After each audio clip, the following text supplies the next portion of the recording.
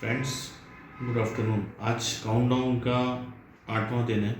सिर्फ आज से 8 दिन बाकी हैं उस मुहिम के लिए जिसके लिए हम लोग पिछले कई सालों से मेहनत करने में लगे हुए हैं। और मुझे पता है, मैं इस बात को बहुत अच्छे से जानता हूँ, जो लोग मेरे वेल विशर्स हैं, जो लोग मुझे देख रहे हैं, जो मुझे फॉलो कर रहे हैं, चाहे मेरे बर्थ प्लेस कोटा से हों, चाहे मेरे वर्क प्लेस जयपुर, मुंबई या दिल्ली से हों, चाहे वो गोवा के ड्राइवर्स हों, जिनको शुरू से ये लगा कि ब्लाइंड आदमी क्या इतना बड़ा प्रोजेक्ट कर पाएगा या कैसे कर सकता है, कहीं ये सिर्फ बेवकूफ़ बना रहा है या ये पैसा समेटने की कोई इसकी चाल है, वॉट आप कुछ भी कह सकते हैं, लेकिन सच तो सामने आएगा ही। 15 साल से एक ही प्रोजेक्ट पे लगे रहना कुछ कम वक्त नहीं होता।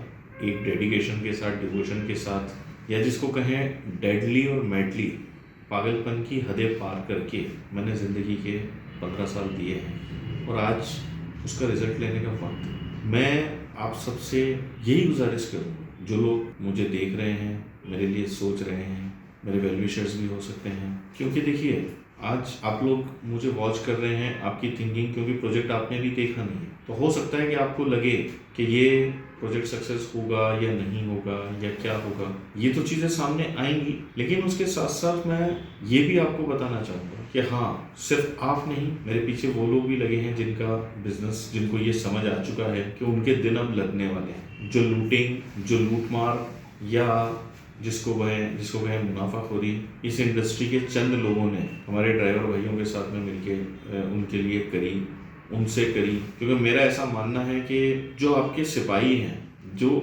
आपके लिए काम कर रहे हैं, अगर आप उनके नहीं हो सके तो आप किसी के नहीं हो सकते। आप अपने परिवार के नहीं हो तो किसी के नहीं हो सकते।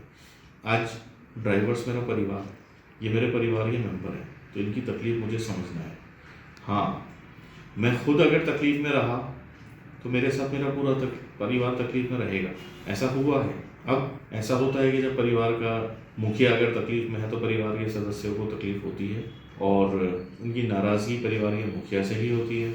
आज इस नाराज़गी को दूर करने के लिए और उनसे उनका साथ मांगने के लिए मैं आपके सामने हूँ।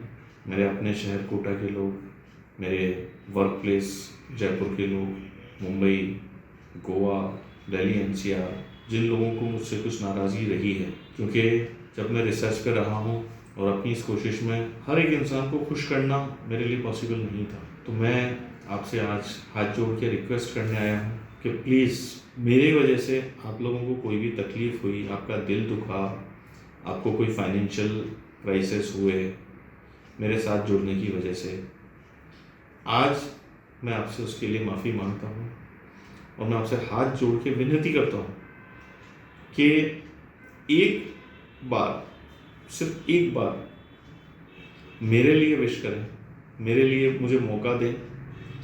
उस पाक परवरदिगार से, उस अल्लाह से, उस भगवान से एक बार मेरे हक में दुआ करें कि मैं मेरे मकसद में कामयाब हूँ। क्योंकि देखिए, मेरा मानना ये है कि सूरज जिस वक्त उगता है सारी दुनिया सो रही होती है, पूरा अंधेरा होता है। बहुत चंद लोग होते हैं जो उगते सूरज को देखते हैं, और उगते सूरज को देखने का जो सुख है, जो लाभ है, वो बहुत फ़ायदा करता है। इसलिए इस्लाम में भी कहा गया है, हिंदू धर्मशास्त्रों में भी कहा गया है, सुबह की पहली नमाज और सुबह की पहली पूजा उसको भगवान और अल्लाह कबूल करता है, सच्चे दिल से कबूल करता है, क्योंकि उस वक्त लगाई गई आवाज़ सीधी उस परवरदिगार, उस अल्लाह, उस भगवान तक पहुंचती है। क्योंकि उस वक्त वो आवाज़ बहुत कम लोग लगा रहे होते हैं, सारी दुनिया सो रही होती है। लेकिन जब सूरज उग जाता है और सूरज जब आसमान पे चढ़ने लगता है तो दुनिया की मजबूरी होती है कि उसको उठना ही पड़ेगा।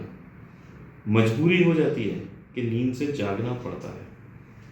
तो कल तो लोग नींद से जागेंगे ही, पर अगर आज आप सुबह होने के पहले जागे तो मेरे साथ उस उगते सूरज को देखिए, आप मेरे साथ आइए, आपको बहुत अच्छा लगेगा और उस इतिहास का पार्ट बनिए।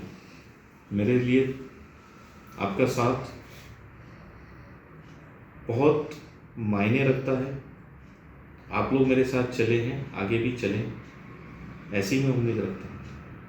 6 जनवरी 2022, एक बार मुझे एक राइड देने का मौका दें, या मेरे साथ आएं। अगर आप ड्राइवर हैं तो मुझसे जुड़िए, अगर आप मेरे वेल विशर हैं तो मेरे लिए दुआ करिए, अगर आप एक पैसेंजर हैं तो मेरी राइड का इस्तेमाल करिए, अगर आप सरकार में हैं तो मुझे एक मौका दीजिए, अगर आप व्यापारी हैं तो मेरे व्यापार को समझिए, मेरे मॉडल को समझिए, एक मौका मुझे दीजिए। मैं आप सबके बीच में आना चाहता हूँ। Thank you.